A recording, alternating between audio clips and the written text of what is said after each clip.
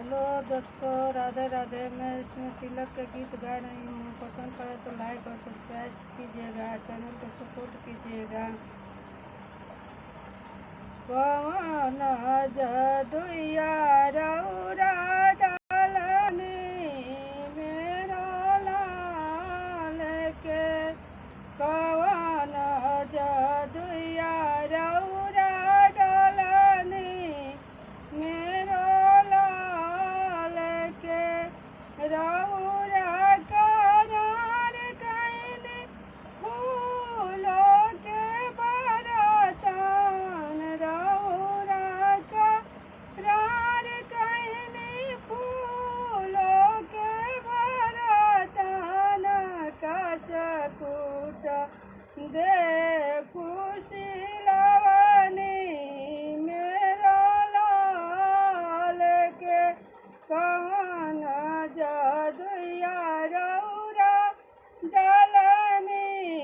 मेरो लाल के, कौन जदुइया समाधि डालनी मेरो लाल के, रउरा करार कैनी सोने के अंगूठी, रउरा करार कैनी सोने के चैन, पीतल के अंगूठी चढ़वनी मेरो लाल के, पीतल के चैन चढ़वनी मेरो लाल के, कौन जदुइया रउरा डालनी मेरो लाल के, कौन जदुइया रउरा डालनी मेरो लाल के, रउरा करा कैनी बिमल के सुटावा, रउरा करार कैनी बिमल के सुटावा, खादी के दे फुसिलवनी मेरो लाल के, खादी के दे फुसिलवनी मेरो लाल के, कौन जदुइया रउरा कैनी मेरो लाल के, कौन जदुइया सरऊ कैनी मेरो लाल के, रउरा करार कैनी बुलेट गाड़ी, रउरा करार कैनी बुलेट गाड़ी, मोटरसाइकिल दे फुसिलवनी मेरो लाल के,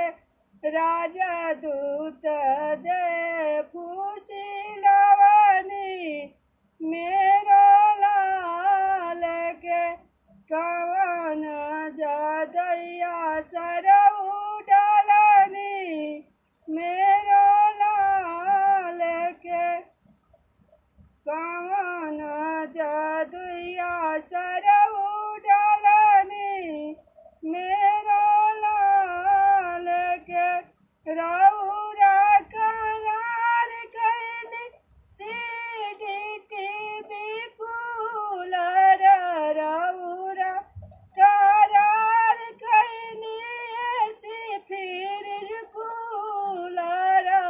पंखा ही दे फुसिलवनी मेरो लाल के, कौन जदुइया सरऊ डाल